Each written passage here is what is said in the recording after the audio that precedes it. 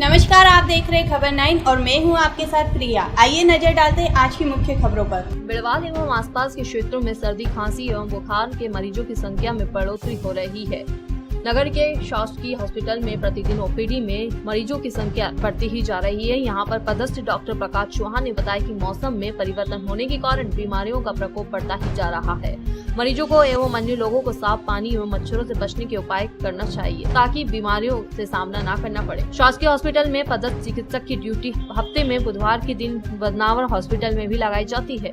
ग्रामीणों की मांग है कि पूरे समय चिकित्सक यहीं पर अपनी सेवा दे। बिड़वाल से महेश कटारिया की रिपोर्ट। आज की खबरों में बस इतना ही। बने रहिए हमारे साथ खबर 9 में।